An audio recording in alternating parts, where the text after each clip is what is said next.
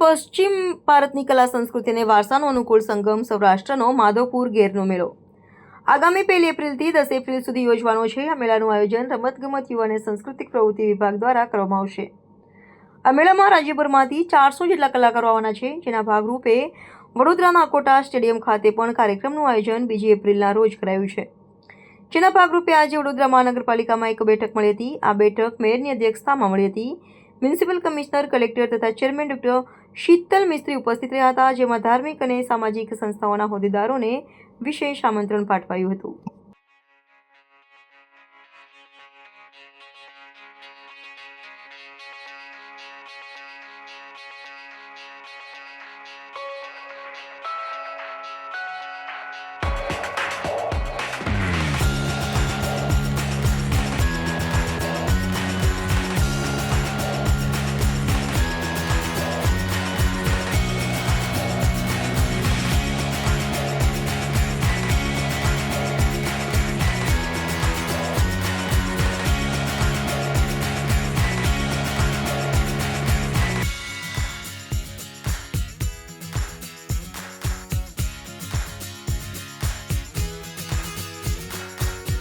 માધવપુર ગેરનો મેળો ગુજરાત સરકાર દ્વારા 6 થી 10 એપ્રિલની વચ્ચે યોજાનાર છે।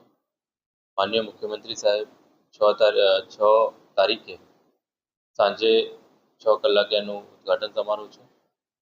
6 થી 10 એટલે કે 6 એપ્રિલથી લગાવી અને 10 એપ્રિલ સુધી આ મેળો ત્યાં યોજાનાર છે। આ મેળામાં પણ બહોળી સંખ્યામાં લોકો જાય એવું મારું રાજ્ય સરકાર વતી કહેવાનું છે। સાથોસાથ વડોદરા મુકામે પણ 2 એપ્રિલ એ સાંજે 7 વાગે એનો પ્રી ઇવેન્ટ છે, એટલે 2 એપ્રિલ સાંજે 7 વાગે અકોટા સ્ટેડિયમ જે છે વડોદરાનું, ત્યાં એનો પ્રી ઇવેન્ટ છે।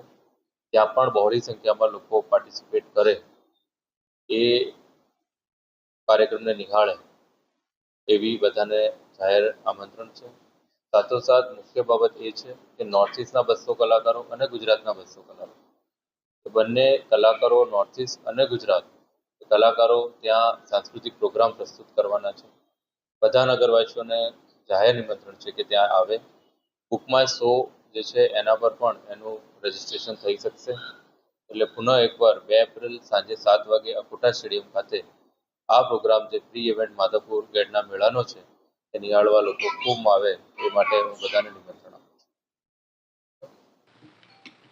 ગુજરાત રાજ્ય રમતગમત યુવા સાંસ્કૃતિક સમિતિ અને પ્રવાસન વિભાગ દ્વારા એક આયોજન કરવામાં આવ્યું છે, જેમાં જિલ્લા વહીવટી તંત્ર, વડોદરા મહાનગરપાલિકા અને બધા સાથે મળી અને જે આ ગુજરાત ટુરિઝમ વિભાગ દ્વારા, ગુજરાત યુવક બળ અને ટુરિઝમ વિભાગ દ્વારા માધવપુરનો મેળો એટલે કે ગેરનો મેળો, આપણે સૌ જાણીએ છીએ તેમ ભગવાન શ્રી કૃષ્ણ અને રૂકમણીજીના જે વિવાહ થયા હતા એ સ્થળ એટલે કે માધવપુર, આ માધવપુરમાં જે મેળાનું આયોજન થતું હોય છે, આદરણીય ગૃહ રાજ્ય મંત્રી શ્રી હર્ષભાઈ સંઘવી દ્વારા આ માધવપુરના મેળામાં બની શકે કે બધાને ત્યાં જવાનું શક્ય ન બનતું હોય ત્યારે એક એવી પ્રી ઇવેન્ટનું આયોજન કરવામાં આવે, જેના થકી ગુજરાતના અમુક શહેરોમાં, અલગ અલગ શહેરોમાં પણ આ માધવપુરના મેળા જેવો માહોલ થાય અને સ્થાનિક નાગરિકો આ માધવપુરના મેળાને પોતાના જ શહેરમાં માણી પણ શકે।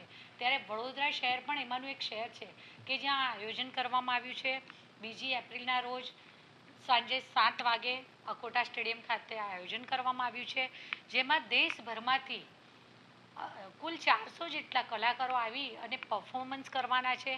તો સાથે સાથે વડોદરા મહાનગરપાલિકા દ્વારા આજરોજ આ માટે આના આયોજનના પૂર્વ તૈયારીના ભાગરૂપે આજરોજ અલગ અલગ સંસ્થાઓને, ધાર્મિક સંસ્થાઓ હોય જેમ કે વિવાયો છે, વિપો છે, BAPS છે, બ્રહ્મા કુમારીસ છે, હરિપ્રબોધન સ્વામીજીનું ગ્રુપ છે, કે આ બધા જ અલગ અલગ ધાર્મિક સંસ્થાઓ સાથે સાથે કેટલીક સામાજિક સંસ્થાઓ છે, નિરંકારી જે મંડળો છે, તો વડોદરા જે કલા અને સંસ્કૃતિની નગરી છે ત્યારે કલા સાથે જોડાયેલી અલગ અલગ સંસ્થાઓ કે પછી શાળા હોય, CA સેલ હોય, કે બધા અલગ અલગ એટલે કહી શકાય કે અલગ અલગ જે બધા સંસ્થાઓ મળી અને એક વડોદરા નામનું જે આખું રંગોળી રચાતી હોય આ બધાને જ બોલાવી અને આપણે આ આયોજનમાં કેવી રીતે વધારે વ્યવસ્થિત આયોજન કરી શકીએ જેથી આપણા વડોદરા શહેરના નાગરિકોને આ માધવપુરનો મેળો એટલે કે ગેરના મેળાનું મનોરંજન પણ મળે, આનંદ માણી શકે અને ત્યાં એ લોકો મુલાકાત પણ કરી શકે. આના માટે બુક માય શો પર એક રજિસ્ટ્રેશન કરવાની પ્રક્રિયા છે. લગભગ 5,000 જેટલા અહીંયા મુલાકાતીઓ આવશે એવો એક અંદાજ છે. માટેનું બધું પ્લાનિંગ કરવામાં આવી રહ્યું છે.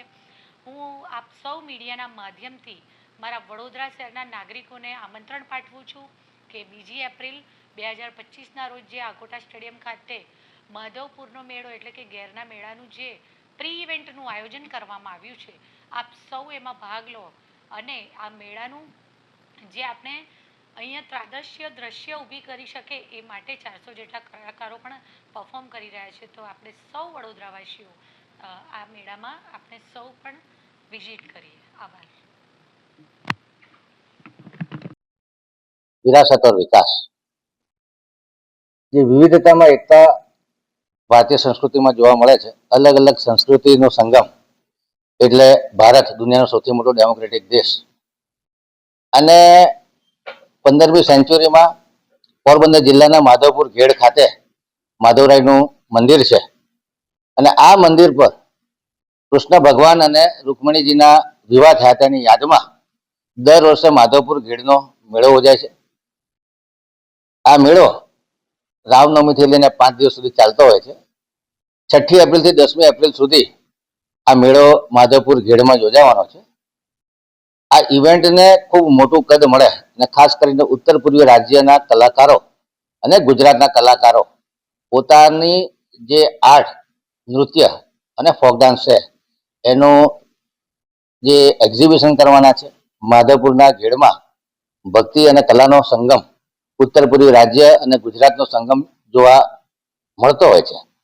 ત્યારે આ ઇવેન્ટ ગુજરાતના અલગ અલગ શહેરોમાં પણ ઉજવાય અને પ્રી ઇવેન્ટ તરીકે ઉજવાય. 6મી થી 10મી એપ્રિલ સુધી મેળો છે. વડોદરામાં લગભગ 400 જેટલા કલાકારો, આમાંથી 200 જેટલા ઉત્તર પૂર્વીય રાજ્યના કલાકારો અને 200 જેટલા ગુજરાતના કલાકારો આ ઇવેન્ટમાં ભાગ લેવાના છે. 2 ઓક્ટોબરે સાંજે 7 વાગે આકોટા સ્ટેડિયમ ખાતે આ ઇવેન્ટ યોજાનાર છે. અને આ ઇવેન્ટમાં સૌથી વધારે લોકો ભાગ લે આટલા મોટા ઈશ્વર વિષ્ણુજીનો 8મો અવતાર એવા શ્રી કૃષ્ણ ભગવાન ગુજરાતની ધરા સાથે જોડાયેલા છે. ત્યારે ગુજરાતમાં વડોદરા એ સાંસ્કૃતિક પાટનગર તરીકે ઓળખાય છે, કલા નગરી તરીકે ઓળખાય છે. ત્યારે આપના માધ્યમથી તમામ નાગરિકોને આ ઇવેન્ટમાં આમંત્રિત કરું છું. ખરેખર ખૂબ અદ્ભુત સાંસ્કૃતિક કાર્યક્રમ હશે કે જેમાં 200 જેટલા ઉત્તર પૂર્વી રાજ્યના કલાકારો અને 200 જેટલા ગુજરાતના કલાકારો, એમાં અલગ અલગ ડાન્સ ફોર્મ જેમાં ઇન્ડુ મિસમી, મોપા ડાન્સ, સિક્ફો ડાન્સ, બિહુ ડાન્સ, ભોરતાલ જેવા ઉત્તર પૂર્વી રાજ્યના જે ડાન્સ ફોર્મ છે. ગુજરાતના મેર જાતિના લોકો ખૂબ આકર્ષણ જમાવતા હોય છે. રાસ છે, ગરબા છે. આ તમામ ઇવેન્ટ ખરેખર અદ્ભુત હશે. આ ઇવેન્ટ યુવા સાંસ્કૃતિક મંત્રાલય દ્વારા, ગુજરાત ટુરિઝમ દ્વારા આયોજિત કરવામાં આવી છે.